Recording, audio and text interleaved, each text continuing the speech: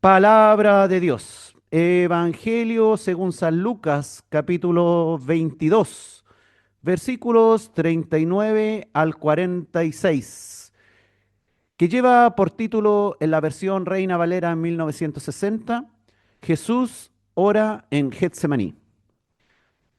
Dice la palabra del Señor Jesús. Y saliendo se fue como solía al monte de los olivos, y sus discípulos también le siguieron. Cuando llegó a aquel lugar, les dijo, orad, que no entréis en tentación. Y él se apartó de ellos a distancia como de un tiro de piedra, y puesto de rodillas, oró, diciendo, Padre, si quieres, pasa de mí esta copa, pero no se haga mi voluntad, sino la tuya. Y se le apareció un ángel del cielo para fortalecerle.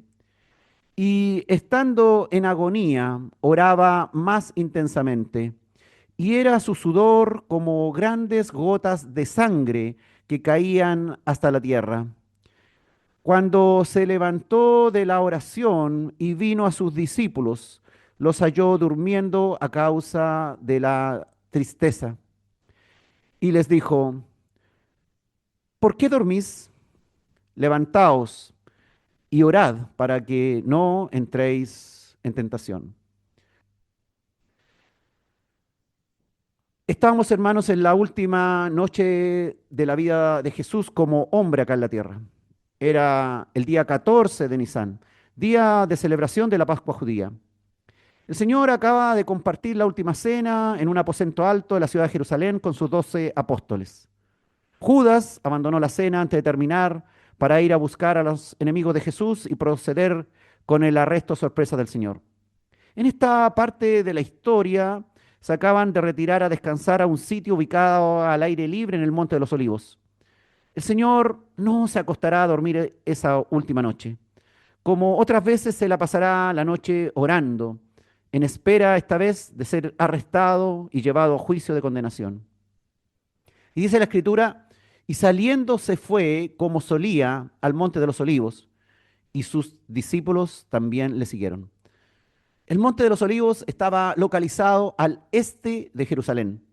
Jesús y 11 de sus apóstoles fueron con él a un olivar llamado Getsemaní, este huerto que significa lagar de aceite, que estaba ubicado en la falda occidental del monte. Es decir, hermano, el huerto de Getsemaní estaba mirando hacia la ciudad de Jerusalén. Faltaba en esta ocasión allí Judas Iscariote, el traidor, que lleno de Satanás iba de camino a buscar a los sacerdotes con los cuales había realizado previamente un acuerdo para atrapar al maestro y entregárselo. El Señor sabía todo lo que ocurría. En vez de huir o esconderse, caminó como solía hacerlo al Monte de los Olivos, al lugar conocido por todos sus discípulos. Judas conocía también ese lugar. Entonces, si Judas conocía ese lugar, al hacer esta vez el Señor de ir como siempre a ese lugar, permitía voluntariamente ser encontrado fácilmente por Judas, ser atrapado por sus enemigos, ser condenado por los tribunales hebreos y romanos y ser crucificado.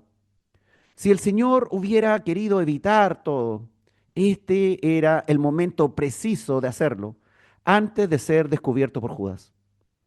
Cuando fue por el camino habitual al lugar acordado, estaba entonces entregándose a cumplir la voluntad de Dios. Pero sus discípulos estaban ignorantes de lo que estaba por ocurrir. Aún no comprendían plenamente las advertencias que el Señor les había hecho en varias ocasiones de lo que pasaría. Ellos simplemente se fueron a descansar, a dormir, no comprendiendo que Judas Iscariotes, que no estaba allí, tenía malvadas intenciones y por eso precisamente no estaba con ellos a esa hora. Dice la escritura y en Lucas capítulo 22, versículo 40, que cuando llegó a aquel lugar les dijo, orad que no entréis en tentación.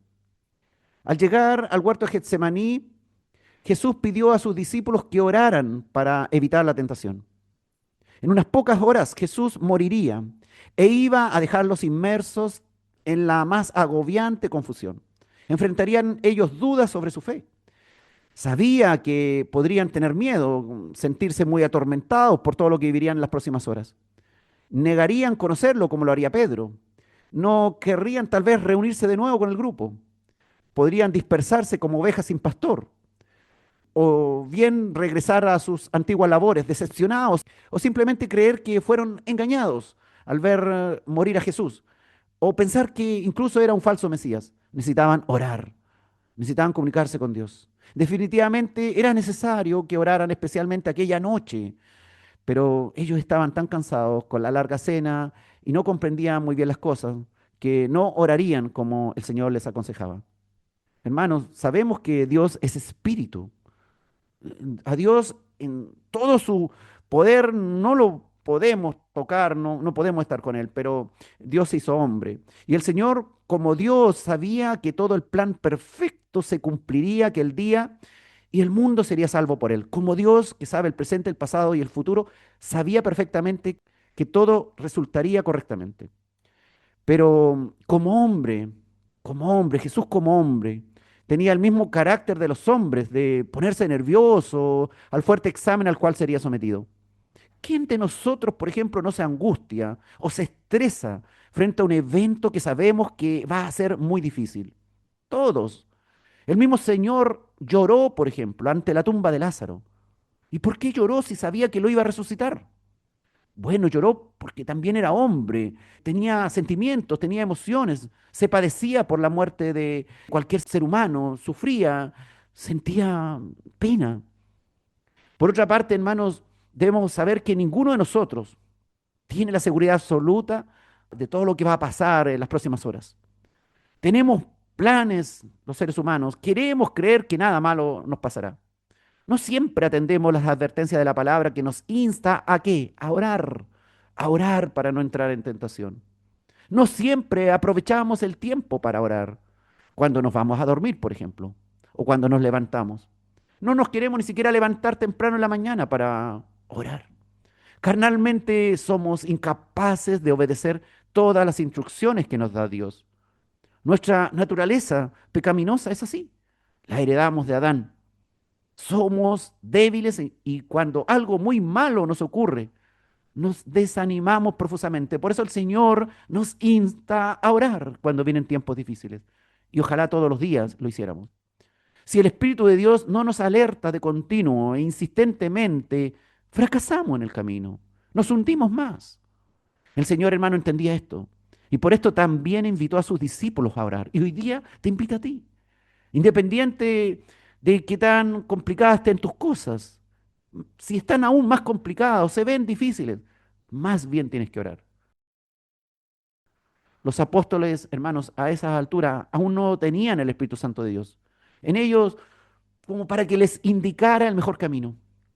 Habían los apóstoles sido instruidos ahí personalmente por el Señor Jesús durante un poco más de 3 años. Habían tenido el gran honor de ser escogidos por Él. Desde entonces, esos últimos 3 años, habían caminado con Dios hecho hombre. Comían con Dios, dormían al lado de Dios, pero aún así eran hombres débiles, faltos de entendimiento de los asuntos espirituales aún. Ciertamente, hermanos, al discípulo de Cristo le conviene en todo sentido atender a los consejos del Señor, caminar el resto de la vida con el Señor. Y con el Señor no solamente al lado, como algunos quieren sentir, sino con el Señor adentro, con su Espíritu Santo. Debemos estar atentos a sus instrucciones cuando nos habla esa voz. Si Él nos llama a orar para no entrar en tentación, es porque es el mejor consejo. Yo me he visto en muchas situaciones complejas, me imagino usted igual, y situaciones tal vez en que la mejor solución para haber evitado el problema hubiese sido precisamente orar. Pero por múltiples excusas no lo hice y luego tuve que soportar las consecuencias de mi error. Hermanos, dice la Escritura en Lucas capítulo 22, versículo 41, que él se apartó de ellos a distancia como de un tiro de piedra y puesto de rodillas, oró. El Señor, hermanos, como hombre, necesitaba orar. Como Dios sabía todas las cosas, sabía que todo iba a ser un éxito, pero como hombre necesitaba orar. Y el mejor lugar era estar más apartado del resto. Dicen los otros evangelistas que llamó a Pedro, a Juan y a Jacobo para que fueran todos a orar juntos. Y esta expresión a tiro de piedra se refería históricamente a una distancia aproximada que una persona podía alcanzar a lanzar una piedra con la mano, lo cual variaba según la fuerza individual y el tamaño de la piedra, estimándose que era una distancia entre 30 y 90 metros de distancia. 30 a 90 metros. La expresión, hermano, a tiro de piedra indica que algo se encontraba lo suficientemente cerca para ser visible o audible, sin definir un valor exacto. En el fondo significaba que estaba cerca, al alcance de la voz o al alcance de ser visto. Y dice la escritura que puesto de rodilla, el Señor oró. Hermano, la postura habitual para orar en ese periodo histórico era de pie. Y el hecho de que Jesús se arrodillara indica la intensidad de su lucha en Getsemaní. Su actitud reverencial, debemos considerarla. Humillado como hombre, se puso de rodillas y oró a Dios como 100% hombre que lo necesitaba en ese momento tan difícil. Dicen los otros evangelistas que invitó a sus tres íntimos discípulos para que hicieran lo mismo y oraran juntos, pero ellos fallaron. Hermano, esta es una de las escenas en que mayormente el Señor Jesucristo muestra su humanidad. Ciertamente como hombre común, como tú o yo, Él vivió en la carne, sentía dolor, podía sentir hambre, podía sentir frío, sueño. Ciertamente como hombre común, la voluntad natural de su carne era hacer su propia voluntad. Claro que sí. Pero como Dios, Jesús estaba convencido que era el plan perfecto, el ideal para cumplir todos los propósitos eternos y sabía que sería 100% efectivo para lograr todos sus objetivos. Como hombre santo, justo y perfecto, en él no había opción de desobedecer a Dios. Pero eso no excluía el hecho que sintiera algún tipo de angustia y necesitara ayuda. Por eso el Señor nos enseña a no confiar en nuestra voluntad, sino a confiar en la voluntad de Dios. Que se haga la voluntad de Dios y no la nuestra. Hasta el mismo Señor Jesús lo dijo. Que no se haga mi voluntad, la voluntad de hombre, sino la voluntad de Dios. Si el Señor lo dijo, imagínate lo que tenemos que hacer nosotros. También vemos esta humanidad del Señor Jesús cuando, por ejemplo, estando en el desierto, ayunando, sintió hambre. Sí, el Señor sintió hambre después de ayunar 40 días. Y se le apareció, dice la Escritura, el diablo para sugerirle que rompiera su ayuno, transformando con sus grandes poderes las piedras del desierto en pan. También, hermano, vemos la humanidad de nuestro Señor cuando muy cansado se quedó profundamente dormido en el barco en alta mar mientras se desencadenaba una fuerte tormenta y él no despertaba. Estaba tan cansado como hombre, profundamente dormido, que ni siquiera despertaba con las tremendas olas.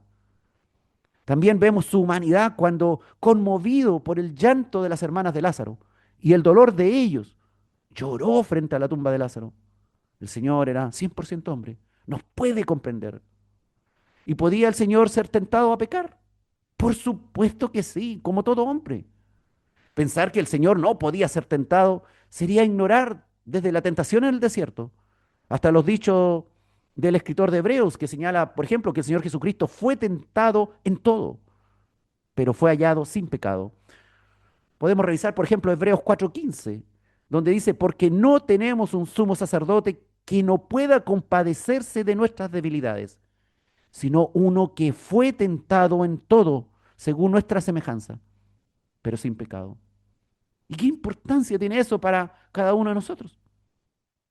Esto es una muy valiosa enseñanza que él puede comprender perfectamente lo que estamos pasando. Lo entiende, porque es Dios que todo lo conoce, pero también, principalmente, porque lo vivió en la condición de un hombre, sujeto a una carne débil, que en forma natural desea desobedecer a Dios o hacer su propia voluntad. ¿Y qué otro valor tiene? Es que el Señor, al ser igual a nosotros, cuando estuvo acá en la tierra, al ser igual a nosotros en nuestra naturaleza humana, Él puede ponerse y pudo ponerse en nuestro lugar en la cruz para llevar el castigo que cada uno merece. Como hombre se pudo poner en nuestro lugar. Su humanidad, hermano, nos salva. aquella que tentada se mantuvo fiel a la obediencia al Padre y no pecó, aunque fue tentado en todo. Y aunque él sabía perfectamente la palabra, porque él mismo es la palabra personificada, era necesario que se arrodillase a orar al Padre para ser fortalecido. ¿Cuánto más nosotros? Cuando estamos débiles, cuando estamos complicados, ¿cómo no nos hemos de arrodillar al Padre para pedirle fortaleza, para pedirle que no se haga mi voluntad sino la tuya y darle al Padre que esa confianza, que estoy confiado en Él aunque me la esté pasando mal? En tu humanidad, hermano, claramente quieres pecar, pero si miras el ejemplo de Cristo y su Espíritu Santo en ti, verás que es Él el que te detiene. Si deseas ser como Cristo, entonces debes someter tus deseos naturales a la voluntad de Dios para que se haga su voluntad y no precisamente la tuya. Y aunque conozcas completamente cuál es la voluntad de Dios y qué es pecado y qué no es pecado, es necesario que ores continuamente, en todo tiempo, para enfrentar la tentación. Dios, hermano, ama la reciprocidad. Si te acercas a Él, Él también se acercará a ti. Si le honras, Él te honrará ante sus santos ángeles. Si no niegas su santo nombre, Él tampoco te negará. Si te acercas al Señor como hijo, Él también te acogerá como padre. Hermanos, Él ha dispuesto un medio de comunicación gratuito que lo conocemos, fácil de implementar en cualquier lugar, a cualquier hora, ante cualquier situación, que es la oración. Gratis, no hay que pagar nada. El grandísimo y todopoderoso Dios, hermano, ha permitido que nosotros, sus criaturas pecadoras, ha permitido que nos acerquemos a Él confiadamente, al trono de su gracia, para alcanzar su misericordia, su perdón, y para que podamos oírle y escuchar sus indicaciones en medio de nuestra tentación o posterior a nuestro pecado y arrepentidos. Y el Señor clamó ahí en Lucas capítulo 22, versículo 42, diciendo, Padre, si quieres, pasa de mí esta copa, pero no se haga mi voluntad, sino la tuya. Los corderos pascuales eran sacrificados por el pecado, por supuesto sin tener conciencia de aquello, pero este era un cordero pascual diferente. Jesús debía ser el cordero de Dios que quitara el pecado del mundo para siempre. Él fue dispuesto a ello con pleno conocimiento. Él decidió voluntariamente dar su vida. Su crucifixión no fue una sorpresa, no fue una derrota, no fue un golpe inesperado en la vida del Señor.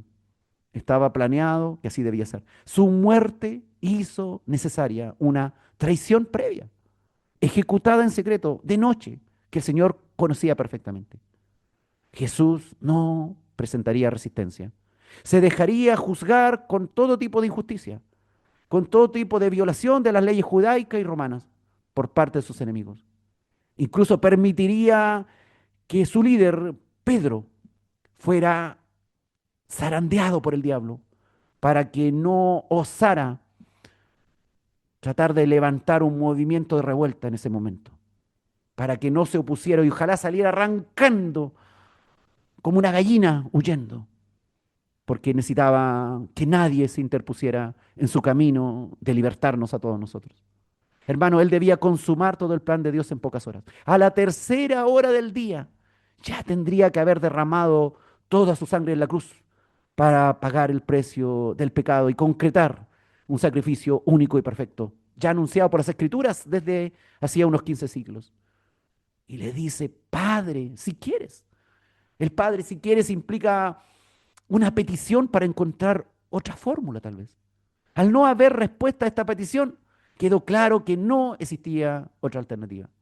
El Padre no quería hacerlo de otra manera. Los sufrimientos psicológicos de Jesús en Getsemaní, hermanos, eran tremendos. Es un hombre con mente, con un cerebro, una psicología. Este gran hombre que era capaz de expulsar demonios, de sanar todo tipo de enfermedad, de levantar muertos, de multiplicar alimentos, de que hasta los vientos y el mar le obedecieran, yacía de rodillas, sí, de rodillas, pidiendo ayuda o alguna otra solución posible. Sus angustias eran consecuencia de lo que, como Dios, él ya sabía.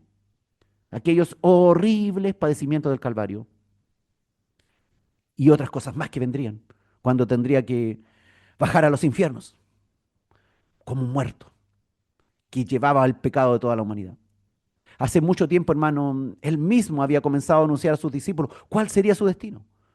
Pero estando a minutos que se desencadenaran los acontecimientos finales, no pudo sostenerse en pie y cayó de rodillas ante el Padre Celestial. Fue quebrantado en su humanidad y pidió a gritos ser fortalecido en el día de la angustia.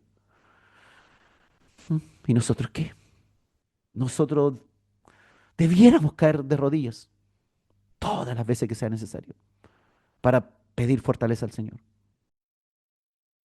La petición auxiliadora del Señor se debía a muchas cosas, al dolor de morir cruelmente, de cargar los pecados y culpas de todos los pecadores, los peores delitos de todo el mundo, de cada uno de nosotros.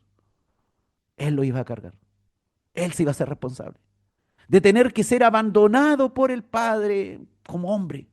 Por primera vez hay una separación en la historia del universo, descendiendo también como un muerto culpable al Hades, al lugar de los muertos.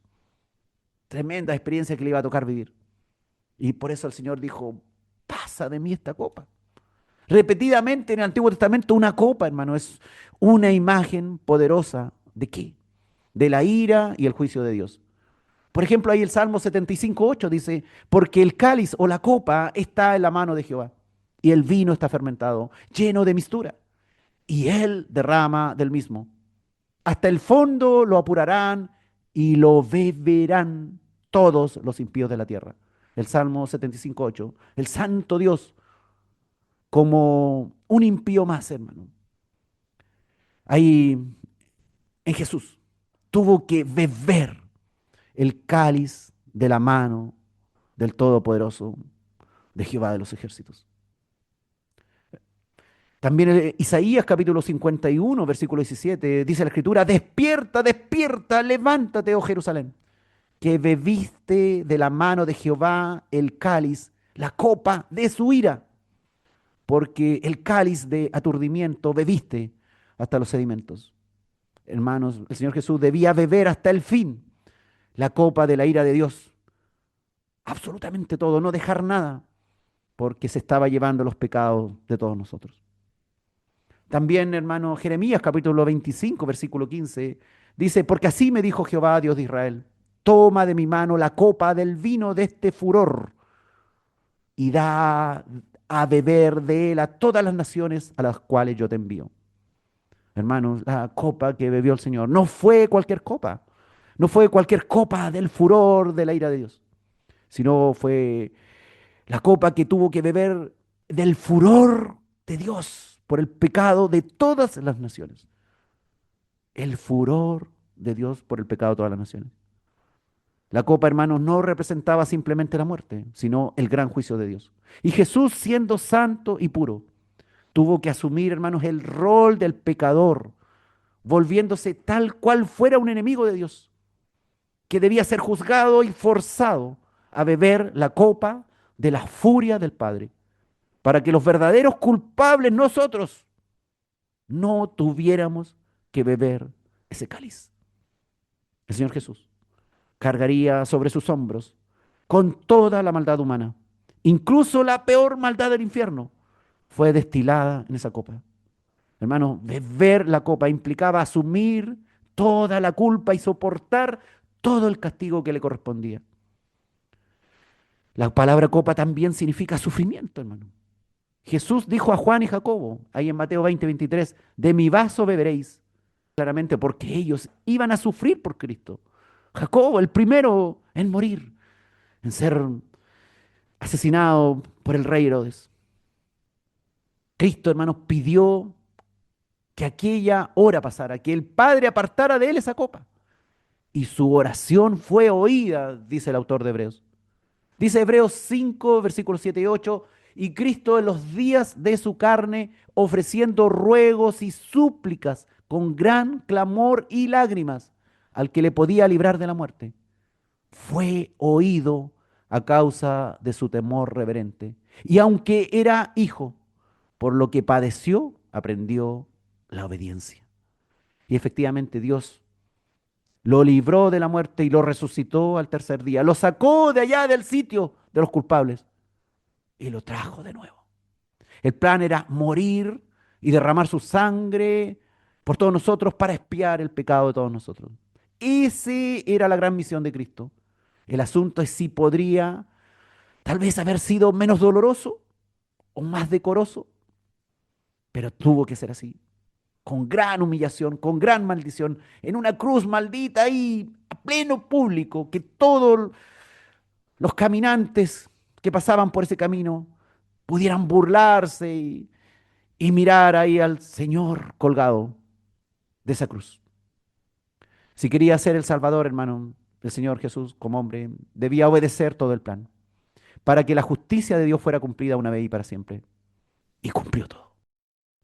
Claro que Él bebió la copa en el Calvario, pero la decisión de beber esa copa y no renunciar a esto sucedió aquí en Getsemaní. El Señor asumió su compromiso y le dijo al Padre, no se haga mi voluntad, sino la tuya. Y como hombre oró a su Padre Celestial pidiendo ayuda. Reafirmó su compromiso ahí en Getsemaní de beber esa copa.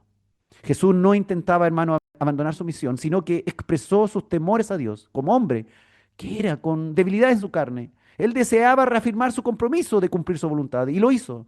La copa que le tocaría beber era muy amarga, le causaría grandes dolores físicos, psicológicos y espirituales.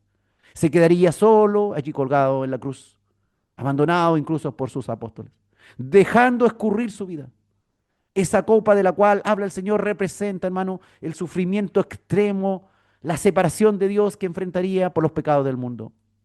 Ser condenado siendo santo, ser condenado por mí, por ti, llevando todas nuestras mentiras, todos nuestros errores, todas nuestras faltas, todos nuestros pecados, todas nuestras iniquidades y dejarnos libres, saldada completamente nuestra cuenta. Y no solo la mía, la tuya, la de toda la humanidad, de todos los que vinieran a Él, arrepentidos, con fe creyendo. Como hombre de carne y hueso, quería evitar todo padecimiento que le causara dolor. Como el Hijo de Dios, necesitaba fuerzas para hacer la voluntad de su Padre y no la suya de hombre común. Y al decir, no se haga mi voluntad, reafirmó su compromiso. Da a entender que su voluntad, hermano, era no pasar por esos grandes sufrimientos. Cuestión absolutamente comprensible en cualquier ser humano, como lo era Jesús en la carne. No era él un masoquista que quisiera sufrir por sufrir. Él lo hizo por nosotros, por amor. Como lo era Jesús en la carne, como así él mismo se llamaba hijo de hombre. Hijo de hombre, porque era como un hombre también. Se hizo semejante a nosotros para soportar toda tentación, sabiendo que Él era la única opción que teníamos de ser salvos de aquella muerte maldita y de ser para siempre perdonados de todos nuestros pecados, hermanos. Dios nos enseña a no confiar en nuestra voluntad. Y si estamos en pruebas de amargo dolor y en peligro de tentaciones, Él nos da la fórmula correcta. Caer de rodillas ante Dios y esperar en que se haga su voluntad y no nuestras ideas preconcebidas y no nuestra voluntad. Y dice la escritura ahí en Lucas capítulo 22, versículo 43, que se le apareció un ángel del cielo para fortalecerle. En respuesta, hermano, a la oración de Jesús, el Padre no retiró la copa de Jesús, sino que fortaleció a Jesús a través de mensajeros angelicales para ser capaz de tomar y beber la copa del furor de la ira de Dios. Dios no anuló la orden de la cruz, sino que le animó en medio de su debilidad como hombre. No sabemos exactamente qué medios usó, qué palabras de consuelo, qué pensamientos le vinieron al Señor. Si le dio un abrazo espiritual, una mirada de piedad que sintió el Señor, no sabemos, pero logró una respuesta satisfactoria para los últimos minutos de libertad, pues la turba de sacerdotes, de guardias que venía por él, dirigidas por el traidor Judas, ya se acercaba y el Señor podía oler sus pasos. Y dice la escritura ahí en Lucas capítulo 12, versículo 44, y estando en agonía, oraba más intensamente y era su sudor como grandes gotas de sangre que caían hasta la tierra. Estando en agonía, oró más fervorosamente. Aún estando en la peor condición, el Señor nos enseña. Aún estando más grave de lo que estaba la situación antes. Orar más fervorosamente. La oración, hermano, aunque nunca es inoportuna, es especialmente oportuna cuando incluso agonizamos en nuestros dolores y en nuestras circunstancias difíciles. Y dice la escritura, dice el médico Lucas, que era su sudor como grandes gotas de sangre que caían hasta la tierra. Solo el médico Lucas indica que Jesús sudó como gotas de sangre. Esta palabra como no significa que sea igual a, no indica exactitud, sino parecido. Lucas no dice que el sudor de Jesús era sangre, sino que era como sangre, ya sea por la manera en que se derramó de su frente como grandes gotas de sudor que hacían recordar unas gotas de sangre, o sencillamente porque estaba teñido con sangre de los capilares rotos, de los poros dilatados en su frente por el gran estrés que estaba viviendo. Se ha interpretado que debido al intenso estrés agudo que padecía el Señor como hombre, fue posible que hasta se rompieran sus pequeños vasos sanguíneos del rostro por la intensa emoción y llegara a sangrar. Fenómeno fisiopatológico conocido por los médicos como hematohidrosis, descrito en la literatura médica, pero extremadamente raro, hermano. Se han registrado casos en los que personas en estado de extrema debilidad física o bajo un alto nivel de presión emocional, de estrés agudo o de un hecho terrorífico intenso, han presentado sudoración con presencia de sangre, o sea, gotas de sudor mezcladas con un poco de sangre. En ciertas circunstancias, la intensa presión mental, se cree, puede provocar una dilatación de los poros que permita la salida de sangre junto con el sudor. Pero a la verdad, hermano, yo en mi experiencia de más de 35 años de médico general, jamás he sido testigo de algo así. Jamás he sabido que algún paciente me haya referido tal fenómeno de la hematohidrosis. El texto del doctor Lucas, hermanos, dice sudor como grandes gotas de sangre. Intenso sudor significa eso, cayendo desde la frente de Jesús. Eso sí que lo hemos visto muchísimas veces. ¿Ah? Incluso yo mismo cuando he estado en una situación también con mucho calor o trabajando, han caído gruesas gotas de sudor desde mi frente. Eso lo hemos visto muchísimas veces y tal vez Lucas solo habla de ello. Pues ningún otro evangelista menciona que el Señor hubiese sudado literalmente sangre. Por su rareza, todos lo hubiesen mencionado, ¿no creen ustedes? Pero la escritura tiene varios ejemplos, hermano, de detalles importantes que, por ejemplo, menciona un evangelista, pero el otro lo omite. Los evangelios son complementarios entre sí. Que uno lo diga y otro no, no significa que sea falso. La sudoración, dice, era tan abundante que era como sangre cayendo al suelo. Vea el estrés del Señor. El Señor se bañó en sudoración, como diría alguien en nuestro tiempo. Me bañé en transpiración, dice la gente. Aquí tienen a uno que se bañó en transpiración, primero que nosotros, al Señor Jesús. Por lo que le tocaría vivir la copa de la ira de Dios por el pecado. Piensa en esto, hermano. El todopoderoso e indestructible Dios padeció intensamente para borrar todos nuestros pecados. Y así que antes de imaginar siquiera algún pecado, de continuar con el mismo pecado, reflexiona sobre sus consecuencias. Reflexiona sobre la culpa y qué precio ha tenido que pagar el Señor Jesús para borrar todo eso. Recuerda al Señor Jesús ahí en Getsemaní, de rodillas orando y sudando intensamente, angustiado allí por ti. Esfuérzate entonces por terminar con el pecado, por rechazar el pecado, alejarte de él, buscar la ayuda de Dios. Recuerda a Jesús sufriendo sin culpa alguna a causa de tu pecado, teniendo que realizar una tarea que tomó como suya, pero que era tuya, que era mía, de padecer la culpa y condenación de nuestros pecados. Miremos a Jesús orando en Getsemaní. Dios hecho hombre orando de rodillas, sudando, bañándose en transpiración, porque iba a tener que soportar el furor de la ira de Dios por el pecado, por nuestros muchos pecados. Dice la escritura ahí en Lucas capítulo 22, versículo 45, que cuando se levantó de la oración y vino a sus discípulos, los halló durmiendo a causa de la tristeza. Hermano, el relato expone cómo Jesús, acompañado por Pedro, Juan y Jacobo, comenzó a experimentar temor y angustia.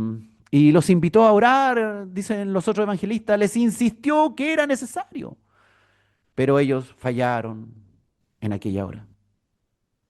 Los halló durmiendo, dice, a causa de la tristeza.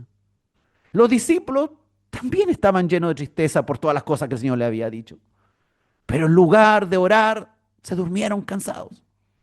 Jesús los despertó una y otra vez y los motivó a orar, dice el otro evangelista, porque se aproximaba la hora de la gran prueba, de ser tentados, a negarle, de huir. Los discípulos, dice la Escritura, estaban muy tristes, estaban abatidos, pero fracasaron en permanecer en vigilia, hermano. Que no nos pase eso a nosotros, que cuando estemos muy tristes, muy cansados, deprimidos, en vez de orar, nos quedemos dormidos y no vigilemos y no oremos por nuestros problemas, los nuestros y los de nuestros seres queridos. En distintos momentos, hermano, Jesús halló a sus discípulos dormidos, agotados por la tristeza. Le hizo preguntas, él aconsejó, especialmente a Pedro, como se menciona ahí en Marcos capítulo 14, versículos 37 al 38. Dice el evangelista que vino luego el Señor y los halló durmiendo y dijo a Pedro, Simón, ¿duermes? ¿No has podido velar una hora? Velad y orad, para que no entréis en tentación. El espíritu a la verdad está dispuesto, pero la carne es débil. Podemos creernos que sí, no, si yo voy a enfrentar esta situación, si no, a mí no me va a pasar nada. La carne es débil. El espíritu a la verdad está dispuesto, pero la carne es débil. Nos conformamos muchas veces con 5 o 10 minutos de oración. Y el Señor nos dice, ¿no has podido velar una hora? ¿Una hora? ¿No eres capaz de orar una hora cuando estás enfrentado a situaciones complejas? Al reincorporarse a la oración, el Señor reafirma su disposición a cumplir la voluntad divina, incluso ante el sufrimiento inevitable. Y dice la escritura ahí en Lucas capítulo 22, versículo 46, que el Señor les dijo a sus discípulos, ¿por qué dormís?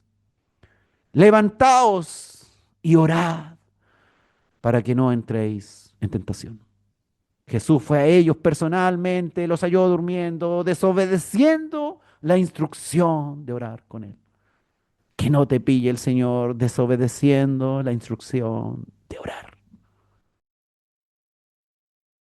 Jesús asume, hermanos, plenamente en conciencia el sacrificio, superando la angustia mediante la afirmación consciente de la voluntad de Dios. Yo haré tu voluntad, Señor, no la mía. Y mientras los discípulos, ¿qué hacían? Vencidos por el cansancio y la aflicción, permanecieron ajenos a la gravedad de los hechos, poniendo en evidencia, hermano, que la soledad del Señor Jesús había comenzado, que el cumplimiento de su misión había comenzado allí en Getsemaní. Qué mal, hermanos, que el Señor no nos encuentre orando, sino que durmiendo en tiempo en que debiéramos estar siendo usados correctamente nuestro tiempo ahí, alimentando el Espíritu, no saciando la carne, sino que alimentando el Espíritu, orando, leyendo la palabra, congregándonos, sirviendo al Señor. No permitas que el Señor venga a ti a llamarte la atención, no permitas que venga a llamarte la atención, porque te has quedado dormido en este tiempo en que debieras haber estado despierto, orando, obedeciendo las instrucciones del Señor. Hermano, Jesús entendía tanto el peligro de la tentación como de la debilidad humana. Si no oramos y estamos atentos, corremos riesgo de caer en tentaciones dañinas, diversas, a lo largo de toda nuestra vida. Velar, hermanos, es mantenerse alerta ante pruebas y tentaciones. Velar significa estar vigilante, ahí, con la vela encendida, prevenidos, con la luz encendida, prevenidos, esperando tentaciones y pruebas y soportándolas de rodillas ante Dios. No orando 5 minutos, sino si estamos en grandes dificultades.